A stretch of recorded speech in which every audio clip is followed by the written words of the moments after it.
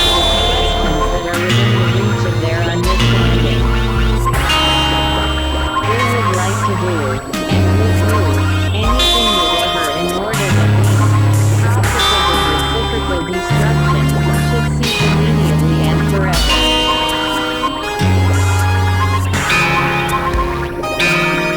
That if with all their being they become aware of the whole objective horror of these processes and sincerely desire to eradicate this evil from the surface of their planet, they would willy-nilly penetrate into the very essence of the problem and understand that an inherency fixed in the psyche for hundreds of centuries can never be decrystallized in the course of a few decades.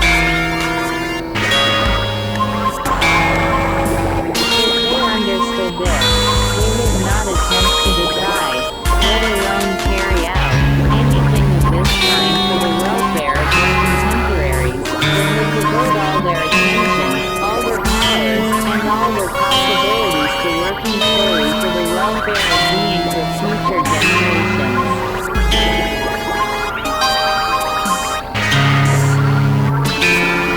For instance, instead of wise acting more, as is said there, playing at Don Quixote, by aiming to stop these processes at one stroke, they might occupy themselves with uprooting the belief, now established in their everyday existence, in the validity of two concepts. First of all, they try to put an end to the practice of exalting certain participants in these processes to the rank of jitter, and rewarding them.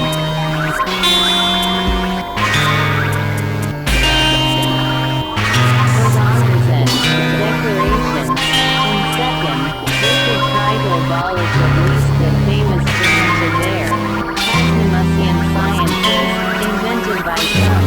pimples, names among them, which airily proves that periodic reciprocal destruction on the Earth is absolutely indispensable, for without it there would be an intolerable overpopulation, causing such economic turbulence that men beings would begin eating one another.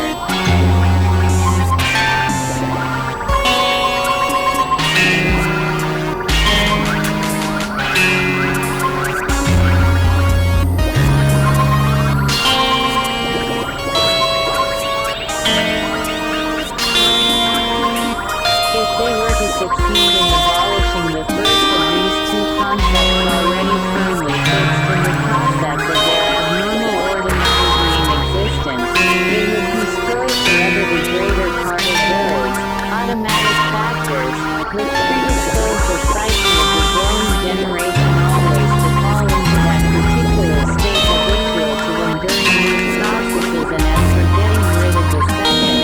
this would help to keep at least one of those innumerable ideas from reaching the beings of future times, ideas which are constantly rising therein,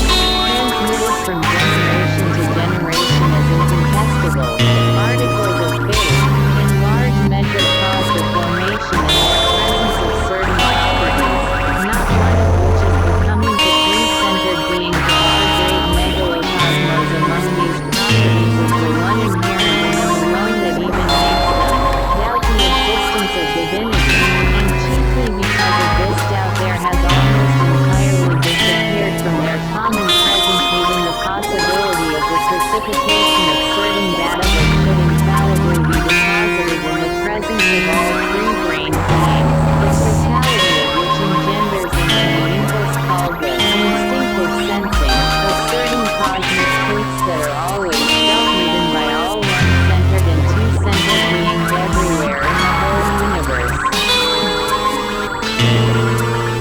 To the misfortune of all the other ordinary beings,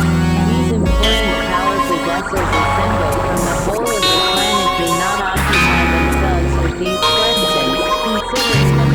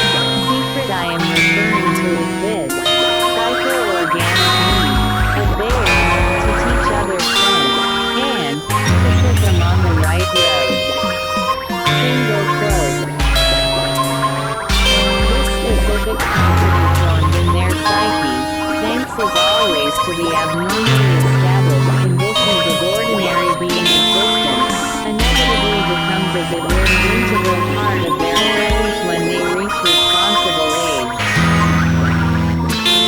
Everyone there, without exception, has this vital organic need, old and young, men and women, and even those they call misbegotten.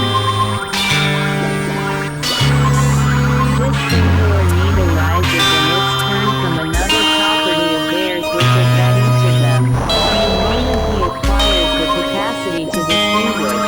wet, firm,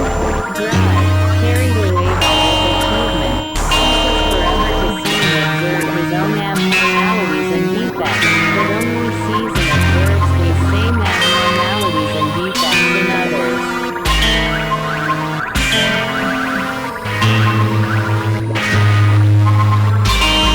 At the present time it has become customary where forever one of your favorites to teach others like himself things that he hasn't the faintest idea about, even in his dreams, and the joke of it is that if others do not listen to him, or at least do not pretend that they are listening to him, he is not only offended but even inwardly sincerely indignant. On the other hand, if others could learn sense from him, or at least pretend that they are very eager to do so, he will not only love and respect them but will himself be filled with satisfaction and delight, and it is only in these circumstances that his favorites can speak about others without hate or criticism. And so, my boy, I strongly advise you that if for any reason you have to exist among them, always pretend that you wish to learn something from them, act in the same way toward their children, and you will then not only be on excellent terms with them all, but the whole family will look on you as the most honored friend of the house. Always remember that because of the self-conceit flow from this particular property, any one of them, however insignificant he may be in essence, looks down with contempt upon the attitudes and conduct of others, especially if their attitudes and conduct totally contradict his own subjective views. In these cases, as I have just said, he usually becomes inwardly sincerely offended and indignant. I might as well remark here that this property of your favorites of always growing indignant at the defects of others around them makes their own existence, already wretched and abnormal about this, objectively unbearable.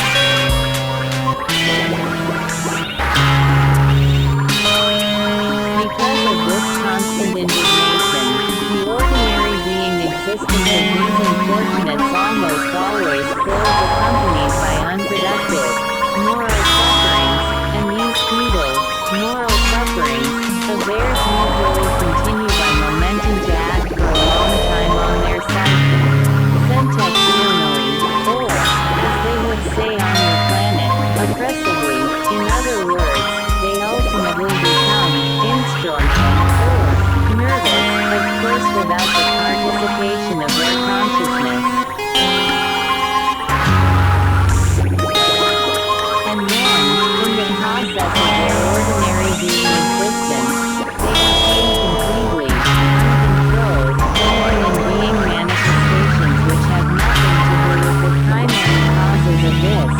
instorness, or nervousness, of theirs, and it is just this property of being, indignant at the defects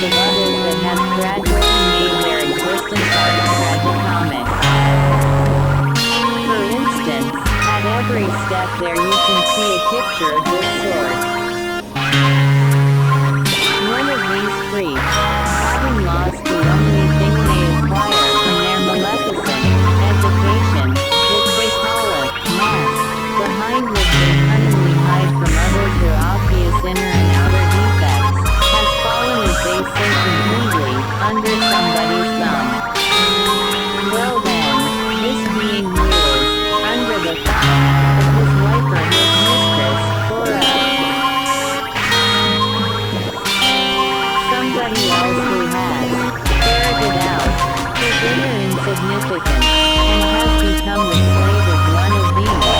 patrons, to the point of humiliation, waxes more indignant than anyone Ipsen king, for some reason or other, was unable to keep tens or hundreds of thousands of his subjects under control. And oddly enough, it was precisely such terrestrial humbugs,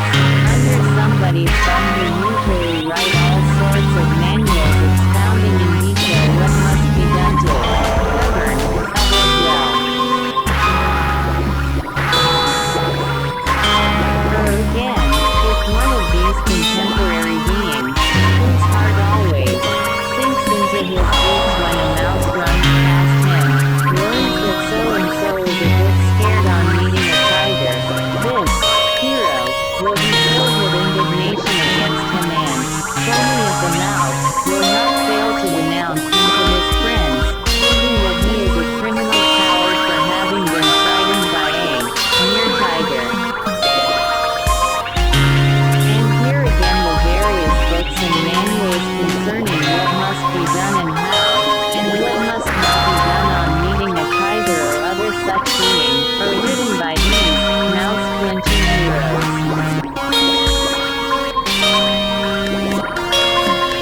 Or further, one of these beings who has collected a score of chronic diseases, so that his stomach does not work for weeks at a stretch and his whole body is covered with every kind of loathsome pimples, from all of which he naturally suffers day and night.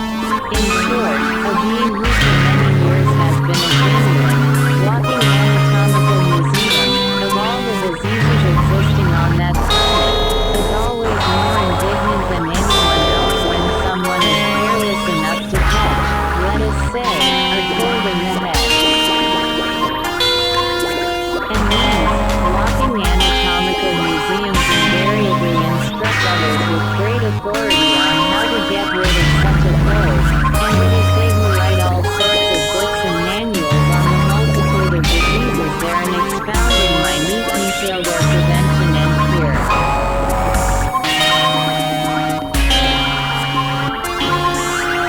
At every step, one can observe an absurdity of this kind. One of them who does not have the slightest idea what the ordinary tiny being called Willie, which often bites him, Willie looks like, writes a huge volume or organizes public lectures, as they are called, to explain that the flea-hued bite caused a swelling on the neck of a certain king known in history as King Naokin, that on its left paw an abnormal, orange-crimson growth of a very odd form.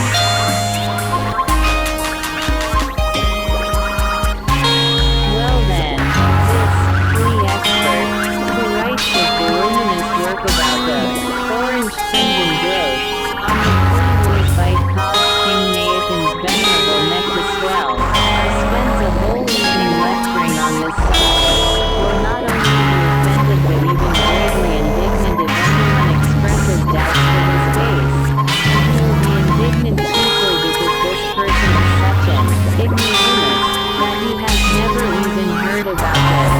truths communicated by this expert.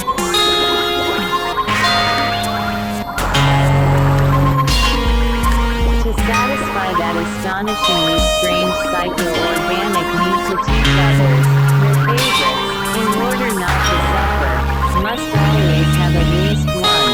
victim for instruction, but in those who for some reason or other have acquired a certain authority in these manifestations, and who by prolonged habit have become more brazen, the appetite grows and requires an always greater number of these victims. And so, my boys, if a normal being existing there were to observe such pictures that are met with at every step and seriously ponder his own perception, he might acquire full knowledge of all branches of objective science. Moreover, if one day he should ever happen to exist among them and witness these incongruous human manifestations, you will be unable, in spite of knowing their cause, to keep them.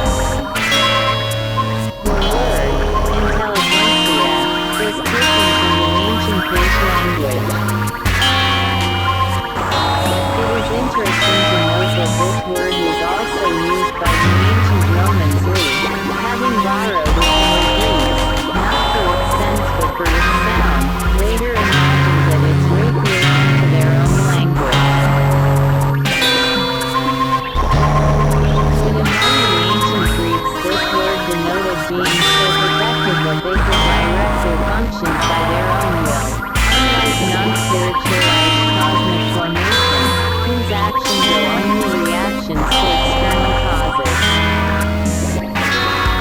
It is true that one still meets beings on your planet who correspond approximately to the real meaning of this word, but only among beings regarded as not intelligent. Single quote. In my opinion, if the beings who are now called the intelligentsia were simply called the mechanogentsia, this would perhaps be more correct.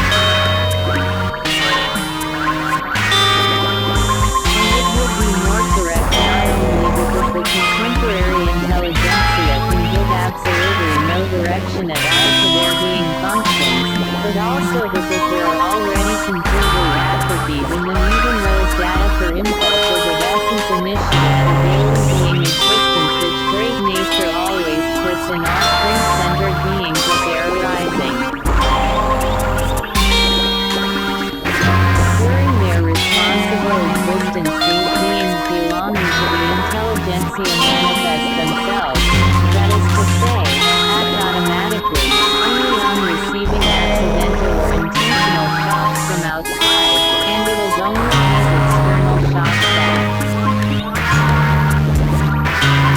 animate them and bring them corresponding experiences, thanks to the unrolling of a series of associations linked to accidental, automatic impressions already perceived by them and not depending at all on their own wish or will.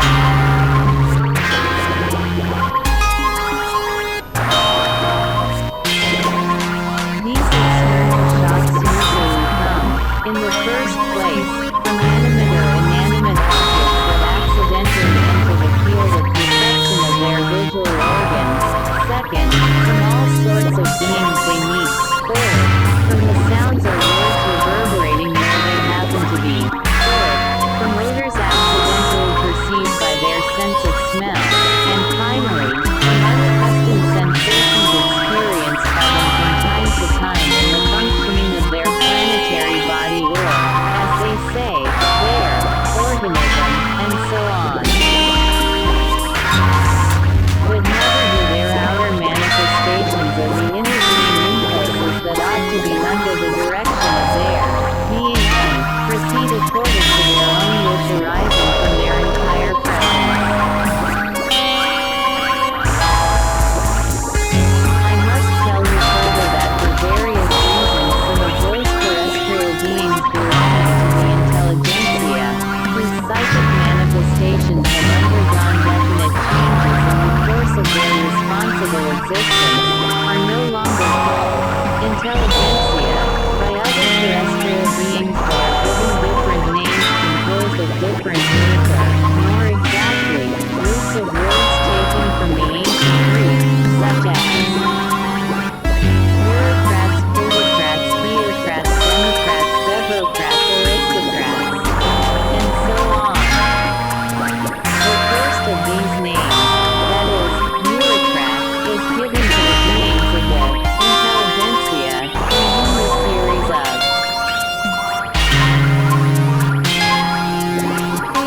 automatic associations already present in them, and which engender definite experiencing, are limited in number, that is, however varied the shocks coming from outside may be, they always evoke in these bureaucrats associations of the same experiencing which,